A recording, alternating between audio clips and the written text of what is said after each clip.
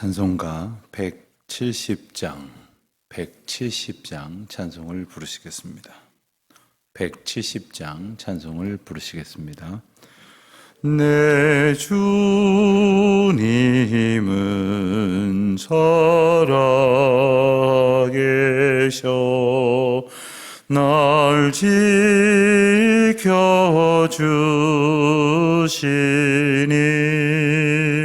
그 큰 사랑 인하여서 나 자유 얻었네.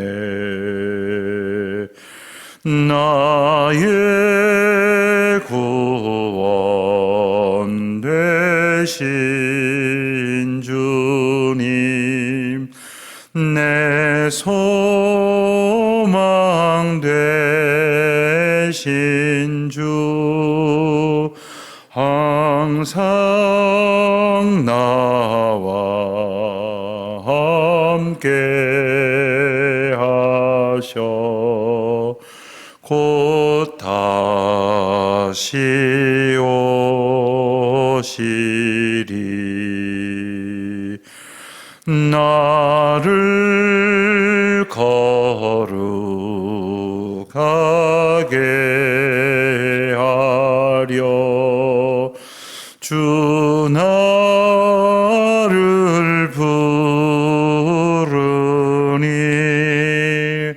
주의 은혜 내게 넘쳐 주 뜻을 이루리. 굳센 믿음 나 가지고 주 말씀 따르면 주님 다시 강림할 때 날 영접하시리.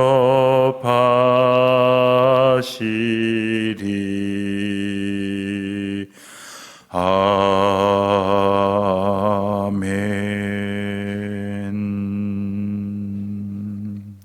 기도하시겠습니다. 하나님 아버지, 오늘도 저희들을 주님의 은혜 가운데에 붙들어 주시니 감사를 드립니다. 저희가 이 험한 세상을 살아갈 힘도 능력도 아무 의지도 없지만 믿음을 주셔서 주님을 바라보며 또 그 주님이 주시는 풍성한 믿음의 은총 가운데에서 살게 하여 주신 것을 감사드립니다.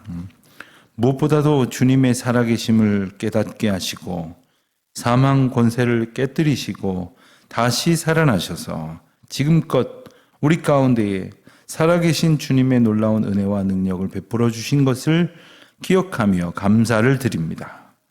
저희들이 믿음이 연약해질 때 혹은 세상 속에서 여러 가지 풍랑에 휩쓸릴 때에 살아계신 주님을 소망 가운데 바라보지 못하는 믿음 없음이 저희들에게 발견되곤 합니다. 하나님, 저희를 불쌍히 여겨 주시옵시고 믿음 위에 믿음을 날마다 덧입혀 주시기를 기도하옵나이다. 주님, 저희들이 주님의 뜻을 온전히 바라보며 살아가기보다는 세상 풍조에 휩쓸리고 주님이 기뻐하시지 아니할 온갖 말에 귀와 마음을 빼앗기고 또 세상 풍조에 휩쓸리며 살 때가 참 많습니다. 주여, 저희를 불쌍히 여겨 주시옵소서. 오늘도 흔들리는 세상 속에서 넘어지지 않도록 저희를 꼭 붙들어 주시기를 간절히 기도하옵나이다. 하나님, 코로나 2년이 훨씬 더뎌지는 이 참담한 시절을 겪으면서 저희들은 알게 모르게 믿음의 기초가 흔들려 버렸고, 그리고 믿음을 지탱할 수 있도록 주님께서 주신 은혜를 바라보는 소망이 많이 흐트러지고 말았습니다. 주님, 저희들은 그저 잘 견뎌온 줄 알았지만 돌아보니 참으로 연약해지고 그리고 부실해진 저희들의 믿음을 주님 앞에 내려놓지 않을 수 없사오니 주여, 주여, 저희들에게 허락하신 놀라운 은혜의 은총을 다시금 허락하여 주셔서 믿음으로 살아갈 수 있도록 오늘 다시 하나님의 거룩한 역사를 베풀어 주시기를 기도하옵나이다. 하나님, 저희들에게 맡겨주신 많은 일들이 있습니다. 그 일을 주님이 주신 믿음의 눈으로 바라보게 하여 주시옵시고 하나님이 허락하시는 소망 가운데에 하나님이 행하실 일들을 마음에 품고 그리고 간절히 바라는 저희들 되게 하여 주시옵소서. 내일은 성령 강림 주일로 저희들이 지키려고 합니다. 주님께서 약속하여 주신 성령을 저희들에게도 부어주시기를 원하옵고 날마다 성령의 은총 가운데에 성령께서 저희들을 사로잡아 주시고 날마다 하나님의 은혜 가운데에 온전히 지켜주시는 그 확신 가운데에 서게 하여 주시기를 간절히 기도드립니다. 하나님, 거룩한 주일을 기다리면서 저희 자신을 하나님 앞에 겸손히 비추어 보기를 원합니다. 더러워진 마음 그리고 추악한 생각들로 가득한 우리들의 심정 주님 앞에 겸손히 내려놓고 회개하여 하나님 앞에 은혜를 구하는 심정으로 이 예비일을 보내게 하여 주시옵시고 특별히 저희들만이 하나님 앞에 예배드리는 감격으로 사는 것이 아니라 마땅히 이 기쁨을 누려야 할 이들이 저희 곁에 있음을 또 하나님께서 저희에게 보내셨음을 기억하고 사랑하는 이웃들을 돌보며 또 섬기며 저들이 믿음 가운데에 든든히 서 나아갈 수 있도록 돌아보는 저희들에게 풍성한 사랑도 베풀어 주시기를 간절히 기도드립니다. 우리 자녀들이 있습니다. 우리 젊은이들이 있습니다. 특별히 이 어려운 시절에 육체의 연약함으로 고통하고 있는 우리 교우들이 있습니다. 하나님, 연로하신 어르신들, 이 어려운 시기 가운데에 하나님 앞에 온전한 믿음과 소망과 사랑으로 서지 못하는 모든 주의 백성들에게 오늘 특별한 은혜를 베푸시고 다시금 거룩한 은총을 나리워 주시기를 기도하옵나이다. 하나님, 오늘 혼사를 치르는 가정이 있습니다. 하나님께서 함께하여 주셔서 우리 사랑하는 자녀들이 가정을 이룰 때에 주께서 주시는 은총으로 풍성하여져서 세상의 사랑이 아니라 하나님께서 주시는 사랑의 은혜로 믿음의 결실을 보게 하여 주시옵시고 소망 가운데 이 가정을 시작할 수 있도록 지켜 보호하여 주시옵소서. 오늘도 크고 작은 섬김으로 거룩한 주일 또 예배를 준비하는 모든 손길들 가운데 하나님의 평강과 은혜를 나리워 주시기를 간절히 바라옵나이다. 하나님, 저희들이 많은 것을 하나님 앞에 감사하며 기도해야 할 것이 있습니다마는 놓치지 않게 하여 주시옵시고 특별히 교회 건축이라는 귀한 사명과 은혜의 과정 가운데에서 먼저 저희들로 하여금 하나님의 임재와 다스리심을 경험할 수 있도록 인도하여 주시옵소서. 이제 기공을 앞두고 시공사를 선정하는 과정 중에 있습니다. 또 구체적인 설계를 이제 더욱 박차를 가하고 있는 시점에 있습니다.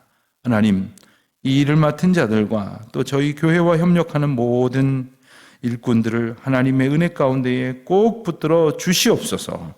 아버지 하나님, 민족과 열방을 위하여 기도해야 하는 저희들의 사명을 잊지 않게 하여 주시옵소서. 우크라이나의 전쟁이 더 이상 계속되지 않도록 하나님의 강권적인 역사하심으로 막 손을 개입하여 주시옵시고 또한 하나님의 은혜로 죄 없는 양민들이 고통당하는 일이 없도록 불쌍한 그 영혼들과 심령들을 하나님의 은혜 가운데에 다시금 보호하여 주시기를 간절히 기도하옵나이다. 오늘도 하나님의 은혜만을 구하며 기도하는 모든 기도의 제목마다 간섭하여 주시옵시고 하늘의 신령한 은혜와 땅의 아름다운 것들로 풍성하게 채워 주옵소서. 감사드리오며 우리 주 예수 그리스도의 이름으로 기도드립니다. 아멘. 고린도전서 15장을 봅니다. 고린도전서 15장 12절부터 19절까지 말씀을 우리 함께 봉독하겠습니다. 12장부터 봉독합니다. 그리스도께서 죽은 자 가운데에서 다시 살아나셨다 전파되었거늘 너희 중에서 어떤 사람들은 어찌하여 죽은 자 가운데에서 부활이 없다 하느냐. 만일 죽은 자의 부활이 없으면 그리스도도 다시 살아나지 못하셨으리라. 그리스도께서 만일 다시 살아나지 못하셨으면 우리가 전파하는 것도 헛것이요 또 너희 믿음도 헛것이며 또 우리가 하나님의 거짓 증인으로 발견되리니 우리가 하나님이 그리스도를 다시 살리셨다고 증언하였습니다. 만일 죽은 자가 다시 살아나는 일이 없으면 하나님이 그리스도를 다시 살리지 아니하셨으리라. 만일 죽은 자가 다시 살아나는 일이 없으면 그리스도도 다시 살아나신 일이 없었을 터이요 그리스도께서 다시 살아나신 일이 없으면 너희의 믿음도 헛되고 너희가 여전히 죄 가운데 있을 것이요 또한 그리스도 안에서 잠자는 자도 망하였으리니 만일 그리스도 안에서 우리가 바라는 것이 다만 이 세상의 삶뿐이면 모든 사람 가운데 우리가 더욱 풍성한 자이리라. 아멘. 오늘 말씀은 부활에 관해서 이제 교훈하고 있는 바울의 이 15장 말씀 중에서도 부활이 없다고 주장하는 이들에 대하여 적극적으로 반증하고 있는 그런 메시지가 되겠습니다. 여러분, 그리스도의 부활이라고 하는 것은 기독교의 핵심적인 가치이고 가장 중요한 하나님의 정체성을 이해할 수 있는 대목이 됩니다. 세상의 모든 것을 다스리시고 창조하시고 운행하시는 하나님께서 이 세상의 죄된 영혼들을 구원하시기 위하여 십자가에 예수 그리스도를 내어주셨습니다. 그리스도의 보혈, 그리스도의 죽음만이 그 죄를 모두 다 대속할 수 있었기 때문입니다. 그러나 그것으로 그쳐지도록 두지 아니하시고 하나님께서는 예수 그리스도를 약속하신 대로 성경에 이르신 대로 그리고 섭리하시고 계획하신 대로 사흘 만에 다시 살아나게 하셨습니다. 이것이 부활인데 이것은 그 부활로서 그쳐지는 의미가 있는 것이 아니라 그 부활이 갖는 또 다른 놀라운 은총들이 참으로 많이 있다는 것이죠. 오늘 말씀은 그것이 없다면이라고 하는 전제 속에서 부활이 주는 귀중한 의미들을 우리에게 일깨워 주고 계십니다. 12절에 우리가 읽은 대로 그리스도께서 죽은 자 가운데서 다시 살아나셨다. 이것이 초기 기독교 공동체에 전해진 복음입니다. 복음은 그리스도에 관한 소식이요, 특별히 그리스도께서 우리 인생들에게 행하신 놀라운 구원의 은총을 논증하는 것이고 그것은 죽은 자 가운데서 다시 살아나셨다 하는 말로 압축할 수 있겠습니다. 그러한 소식이 전해졌거늘 너희 중에 어떤 사람은 어찌하여 죽은 자 가운데서 부활이 없다고 하느냐. 자, 부활이 없다고 주장하던 사람들은 사실 이 시점 고린도 교회에서 처음 있었던 일은 아닙니다. 예수님 시절에도 부활이 없다고 주장하던 이들이 있었습니다. 근데 그들이 저 교회 바깥에 있는 사람들, 기독교 공동체 바깥에 있는 사람들이 아닙니다.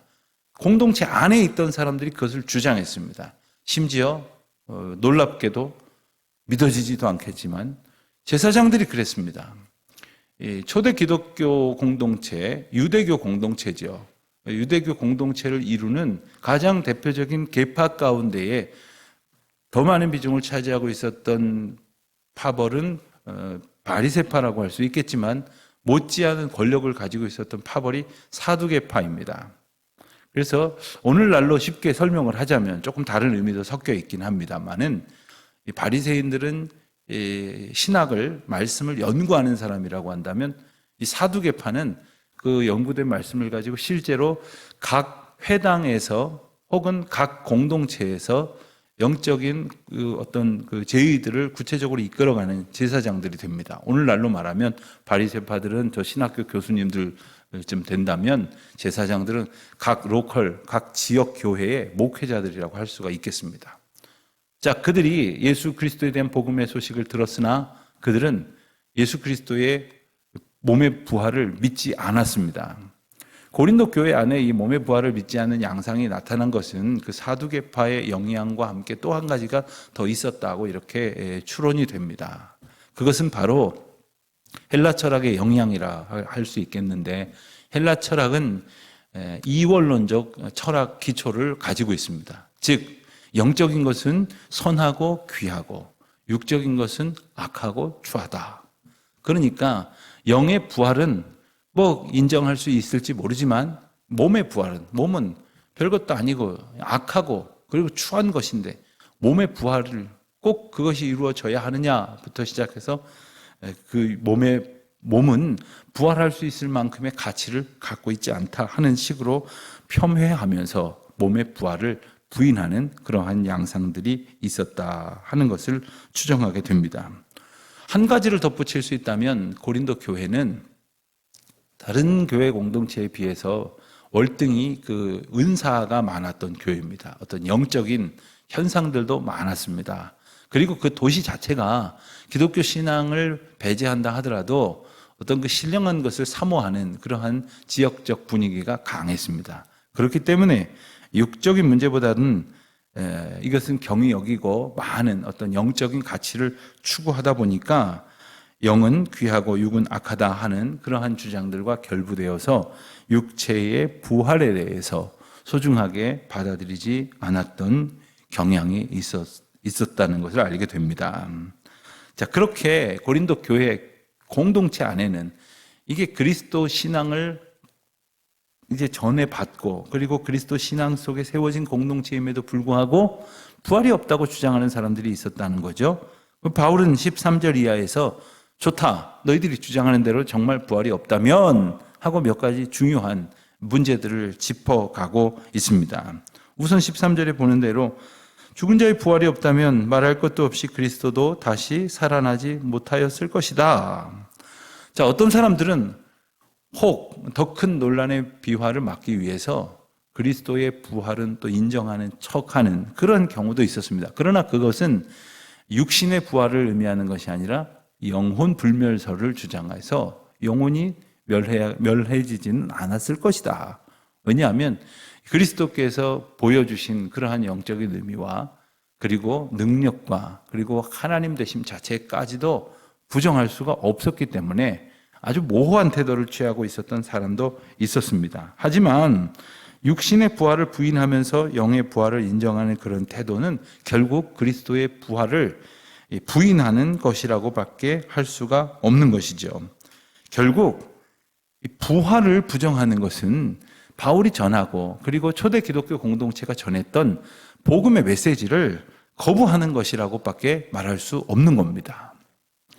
저는 이런 이야기가 성경 속에서나 이렇게 우려 가운데 전해지고 신학적인 역사 가운데만 전해지는 줄 알았는데 제가 뭐 특정 학교 이름까지 대는 것을 오해나 하지 마십시오. 제가 장로의 신학대학에서 7년을 공부한 후에 연세대학 대학원에 공부를 하러 갔습니다. 그런데 그때 제가 대학을 옮겨가면서 공부를 했던 것은 너무 한 학교에만 오래 다니는 것은 좀 이렇게 깊이는 있을지 모르지만 편협해지기 쉬우니까 다른 학교에 가서도 공부해보라 하는 제가 당시에 담임 목사님의 권유가 있었기 때문이었습니다. 별로 가고 싶진 않았는데 어쨌든 연세대학 대학원에 조직신학을 전공하러 갔습니다. 가서 수업 시간에 학생들하고 이렇게 저렇게 만나보니까 저희가 속해 있는 장로교 통합교단에 있는 사람들은 전체 비중으로 따지면 한 10%도 안 돼요. 뭐 감리교, 성결교, 또 루터교, 그리고 여러 그 성결교라든가 여러 교단에서 온 이제 나름대로 각각의 신학에 기초하고 있다는 학생들이 와서 앉아 있는데 언제부턴가 좀 이상한 느낌을 좀 받았고 또 어느 날 그 좀 수업을 좀 길게 하면서 신학 토론을 하고 있는데 그 중에 두 학생이 부활이 없다고 주장하는 거예요. 그래서 정말 제가 내가 너무 피곤해서 내가 뭐 헛것을 봤나 뭐 잘못 들었나 그랬더니 부활이 없다고 자기는 분명히 부활을 믿지 않는다는 거예요. 그래서 제가 당신 예수는 믿어? 그랬더니 예수님 믿는데요. 예수님이 하나님이라는 건 믿어? 그랬더니 믿는데요. 근데 부활을 못 믿겠다는 거예요. 참, 그 자체가 전 이해가 안 되더라고요.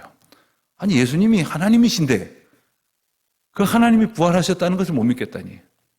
그것은 다분히 오늘 말씀에 나오는 대로 육신의 부활을 못 믿겠다 하는 의미일 것입니다. 다시 한번 저는 그날 깨닫게 되었습니다. 믿음은 하나님의 놀라운 은혜입니다. 여러분 우리가 그 어떤 사람보다 똑똑해서 우리가 지금 이걸 믿고 있는 게 아닙니다. 어떤 사람들보다 우리가 잘나서 바른 판단력을 가져서 우리는 믿음 위에 살아가고 있는 것이 아닙니다. 믿음은 하나님의 전적인 은혜요. 그리고 이것을 감사하면서 기뻐하면서 살아가는 사람에게는 날마다 부활의 감격과 기쁨으로 충만하게 하실 것입니다. 14절 15절 말씀을 보니까 만일 그리스도께서 다시 살아나지 못하셨다면 첫째, 우리가 전파하는 것도 헛것이요. 그렇습니다. 우리가 전하는 것, 이것이 헛것이란 말이에요. 도대체 예수 그리스도의 이름을 전한다는 게 뭐냐 말이에요. 우리 예수 그리스도의 이름을 고백하며 살아가는 것이 과연 뭐냐 말이에요. 두 번째로 너희 믿음도 헛것이다. 고린도 성도들의 믿음도 헛것이라는 말이에요. 도대체 뭘 믿고 있느냐는 거예요. 여러분, 오늘 우리가 이 부활신앙을 적극적으로 부인하지는 않을지 모르겠으나 그것을 우리가 소망 가운데 기뻐하고 그리고 늘 감격하고 감사하고 부활신앙을 가지고 우리 앞에 놓여져 있는 저 멀리 있는 죽음을 바라보고 또 날마다 우리 앞에서 벌어지는 수많은 죽음들을 바라볼 수 있지 못하면 우리도 부활신앙에 부합하게 사는 것이 못 된다 하는 것을 기억해야 합니다. 믿음이 헛되다고 하는 거죠. 세 번째로는 15절 말씀에 보는 것처럼 그리스도의 부활이 없으면 하나님의 거짓 증인으로 발견될 수밖에 없다 하는 겁니다. 하나님의 증인으로 살아간다고 하지만 그것은 거짓 증인이라 할 수밖에 없다는 거예요. 15절에서 바울은 죽은 자의 부활이 없다고 주장하던 이 고린도 교회의 주장을 일부 이렇게 인용하여 소개를 합니다. 한마디로 이것은 어떤 부분을 부정하는 것 같지만 그것은 복음 전체를 부정하는 것이다. 엄중히 말하고 있는 것이죠. 우리가 믿음 생활을 한다는 것은 하나님께서 깨우쳐 일러주신 그 믿음의 선물을 감사함으로 붙들고 살아가는 것입니다. 물론 이 신학이라고 하는 그 주제 자체가, 하나님에 대한 학문이라는 주제 자체가 인간들에 의해서 끊임없이 연구되어져 보다 보니까 부족함도 많고 오류도 많고 그리고 그것을 하물며 전문적으로 연구하지 않는 까닭에 하나님과 또 예수 그리스도와 그리스도의 부활과 승리에 대해서 우리가 아주 충분히 모든 사람들을 설득할 수 있도록 논증하기는 어렵습니다. 그러나 주님께서 우리에게 주신 그 믿음의 은혜를 기뻐하며 살아가지 못하면 그것은 복음 위에 서 있는 것이 아닌 것이 됩니다. 그것은 바로 부활의 기쁨 위에서 소망 가운데 살아가는 것인데 16절 이하의 말씀을 보면 다시 한번 바울이 강조를 합니다. 만일 죽은 자가 다시 살아나는 일이 없으면, 이것은 13절 이하의 말씀에 반복이 되고 있습니다만 특별히 한 번 더 살펴본다면 우선 그리스도도 다시 살아나신 일이 없었을 터이요. 그렇습니다. 아니 죽은 자가 어떻게 부활해? 이 말은 예수 그리스도도 못한 거지 라는 말과 꼭 같다는 거예요. 여러분, 우리가 이 세상 속에서 어떤 일은 정말 안 되는 일이 있죠. 그렇다고 안 되는 겁니까? 하나님의 능력 가운데에 불가능한 일이 없다는 전지전능하신 하나님 앞에서 우리가 그때마다 인간의 유한함과 하나님의 전능하심을 발견할 수 있는 기회가 되어야 하는 것이죠. 세상에서 안 되는 것을 깨달을 때 오직 주님 앞에만 소망을 두는 그런 이유를 얻는 것 아닙니까? 결코 죽음으로 갈라설 수 없을 것 같은 사랑하는 가족들을 떠나보낼 때, 더 이상 세상에서 아무 소망이 없을 때, 그제서야 어떤 인식적으로만 알고 있었던 천국에 대한 소망이 환히 비춰지는 것 같이 우리 마음에 채워지는 것을 경험하게 되는 것도 바른 신앙이 주는 은혜가 아닐 수 없는 것입니다. 17절에 보면 또 한 번 여기서도 반복되는 메시지가 선포가 됩니다. 그리스도께서 다시 살아나신 일이 없으면, 즉 부활이 없다면 너희 믿음도 헛것이고, 아까 14절에서 반복되었죠. 그리고 또 한 가지 중요한 의미가 선포됩니다. 여전히 죄 가운데 있을 것이요. 그렇습니다. 그리스도의 부활이 없다고 한다면 그리스도께서 죽으시고 다시 사심으로 승리하신, 죄를 깨뜨리신 그 은혜가 없다는 것이요. 그렇다면 우리 죄 문제가 해결이 되지 않았다는 거예요. 그럼 우리가 아직 죄 가운데 있다는 것이죠. 자, 그리스도께서 죽으심으로도 우리 죄 문제를 해결하지 못하셨다면 뭐로 죄 문제를 해결하실 수 있겠습니까? 하나님께서는 우리를 사랑하시고 구원하시기 위하여 우리의 죄의 문제를 해결하시기 위한 놀라운 특단의 방법을 주셨으니 그것이 바로 살아계신 하나님의 아들 예수 그리스도가 이 땅에 오시는 것이요, 죽음을 통해서 그 죄를 대속하게 하신 것이며, 또한 그와 같은 하나님의 그리스도 되심과 그리스도의 십자가 지심으로 죽으심이 유력하고 유효한 것이 되기 위해서는 바로 사망 권세를 깨뜨리는 승리의 선포가 나타났어야 했다는 것이죠. 이것은 이론이 아니지 않습니까? 이것은 하나님의 거룩한 역사지 않습니까? 자, 이제 주님의 죽으심 때문에 우리의 죄가 해결되게 하셨다는 사실을 다시 한번 마음 깊이 새길 수 있으시면 좋겠습니다. 우리가 어제 본 말씀 가운데에 2절 3절 말씀, 15장 2절 3절 말씀을 보면, 너희가 만일 내가 전한 그 말을 굳게 지키고 헛되이 믿지 아니하였으면 그로 말미암아 구원을 받으리라. 그렇습니다. 이 부활 신앙에 대한 복음 선포가 우리에게 주시는 가장 큰 은혜는 우리를 구원으로 인도한다는 거예요. 그리고 그 십자가의 죽으심을 허락하신 하나님의 은혜는 뭐냐 하면 바로 3절에 나오는 대로 내가 받은 것을 너희에게 전하였노니 이는 성경대로 그리스도께서 우리 죄를 위하여 죽으시고, 우리 죄 때문에 죽으셨다는 거죠. 십자가를 지실 수밖에 없었던 것은 우리 죄 때문에 죽으실 수밖에 없었던 것인데, 다시 17절로 돌아오면 그 부활의 놀라운 능력의 사건을 부인하면 여전히 너희는 죄 가운데 있을 것이다 라는 아주 근본적인 하나님의 그리스도 되심의 의미를 되새기게 하고 있는 것입니다. 18절 말씀에도 보면 그리스도의 부활이 없다면 그리스도 안에서 잠자는 자들도 다 망하였으리니, 이 말은 뭡니까? 산자와 죽은 자의 소망에 관한 말씀입니다. 또 19절에도 같은 맥락의 말씀이 나오죠. 만일 그리스도 안에서 우리가 바라는 것이 다만 이 세상의 삶뿐이면, 즉 죽음과 부활의 능력과 은혜가 없다면 모든 사람 가운데 우리가 더욱 불쌍한 자이리라. 왜 불쌍하다는 겁니까? 소망이 없기 때문에 불쌍한 거예요. 아무 소망이 없기 때문에 불쌍한 겁니다.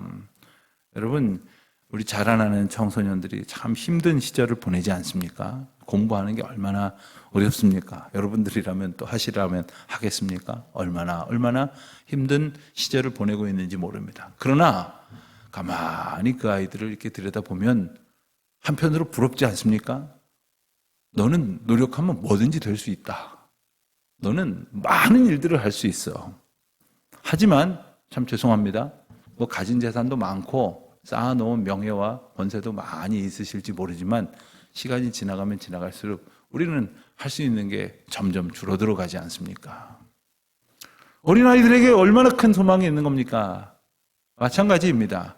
믿음을 가지고 그 죽음이라고 하는 것을 뛰어넘도록 승리하신 하나님에 대한 소망을 가지고 있는 사람에게는 그와 같은 소망이 있는 것이고, 그렇지 않은 사람에게는 이 소망이 없는 거예요. 그리스도의 다시 사심, 그 그리스도의 죽으심에 필적할 수 없는 놀라운 부활의 능력을 믿지 않는 사람에게 무슨 소망이 있다는 거예요. 그리스도인들은 참 희한한 사람들이다, 이렇게 말하는 어떤 그 믿지 아니하는 사람의 이야기를 들은 적이 있습니다. 뭐가 희한합니까? 그리스도인들이 뭐가 그렇게 유난합니까? 그랬더니 아니 도대체 교회 다니는 사람들은 어떻게 장례식장에서도 노래를 부릅니까? 우리 장례식에서 찬송 부르는 걸 그분들은 노래를 부른다고 생각을 하죠. 아니 곡을 시원치 않을 판에 어떻게 노래를 부릅니까? 저도 곡하는 거 여러 번 곁에서 봤는데 그 눈물도 없더만요. 그 곡하는 척하느라고 참 폭이나 애를 써요. 그런데 왜 우리가 곡하지 아니하고 찬송을 부르면서 천국 소망을 이야기합니까? 우리에게 진짜 소망이 있기 때문이죠. 부활 신앙을 갖는다고 하는 것은 부활 소망을 갖는다는 거예요. 부활 신앙을 갖는다는 것은 이 세상의 것으로 매몰되는 것이 아니라 참된 소망으로 우리를 살게 하시는 은혜를 누리는 것이죠. 그 은혜 가운데 거하고, 혹 우리의 삶이 고통스럽고 아프고 괴로운 일로 가득 차 있다 하더라도 이것을 단지 회피하려는 것이 아니라 그 너머에 약속하신 놀라운 은혜의 소망을 믿음 가운데 품고 날마다 승리하는 여러분들 되시기를 주의 이름으로 축원드립니다. 하나님 아버지 감사합니다. 저희에게 부활 소망을 주셔서 이 땅에서의 여러 가지 형편 가운데에서도 이 모든 것을 넉넉히 넘어서는 삶의 소망 주신 것을 감사드립니다. 바른 믿음 소망으로 살아가는 저희들 되게 하여 주시옵소서. 또 그와 같은 복음의 메시지를 선포하며 증거하여 그 믿음 가운데로 우리의 형제들과 자매들과 우리 사랑하는 자녀들을 이끌게 하여 주옵소서. 예수님의 이름으로 기도드립니다. 아멘. 하늘에 계신 우리 아버지, 아버지의 이름을 거룩하게 하시며 아버지의 나라가 오게 하시며 아버지의 뜻이 하늘에서와 같이 땅에서도 이루어지게 하소서. 오늘 우리에게 일용할 양식을 주시고 우리가 우리에게 잘못한 사람을 용서하여 준 것 같이 우리 죄를 용서하여 주시고 우리를 시험에 빠지지 않게 하시고 악에서 구하소서. 나라와 권능과 영광이 영원히 아버지의 것입니다. 아멘.